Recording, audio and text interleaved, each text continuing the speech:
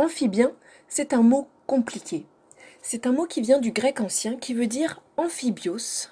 Et si je traduis ça plus facilement, ça veut dire qui est capable de vivre dans deux éléments. Cet animal a la particularité de vivre à la fois dans l'eau et sur terre. Est-ce que vous connaissez déjà des animaux qui sont capables de ça? Eh bien là, les amphibiens, ça rassemble la grande famille des grenouilles. Et avec les grenouilles, on va trouver également les crapauds, les salamandres et aussi les tritons. Mais une grenouille, c'est quoi? Eh bien, une grenouille, ça a des os comme nous. Un squelette, quatre pattes comme nous, deux yeux comme nous, une bouche comme nous, un nez et des poumons comme nous.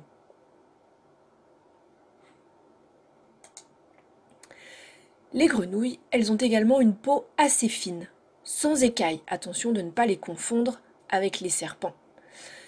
Ça lui permet de respirer sous l'eau. Donc elle a des poumons, mais elle a aussi une peau qui lui permet de respirer sous l'eau.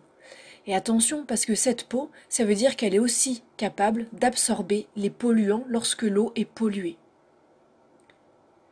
Ensuite, une grenouille, ça pond des œufs, avec une gangue molle et translucide qu'elle dépose dans l'eau. Vous avez peut-être déjà vu des grosses masses gélatineuses dans les étangs ou dans les mares autour de chez vous.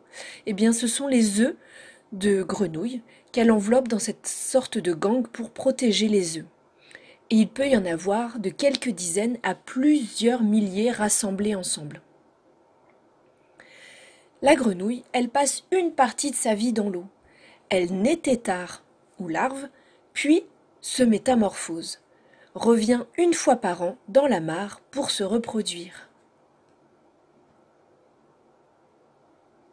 Si je récapitule, les grenouilles, mais ça vaut aussi pour les crapauds, les tritons et les salamandres, elles ont une peau fine sans écailles qui lui permet de respirer sous l'eau.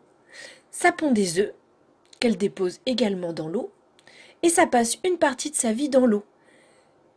Le tétard ou la larve vit dans l'eau, puis se métamorphose et ensuite, une fois qu'il est adulte, il peut aller sur la terre ferme, il n'est plus obligé de rester dans l'eau. Voilà pour les grenouilles. Demain, nous verrons le cycle de vie de la grenouille.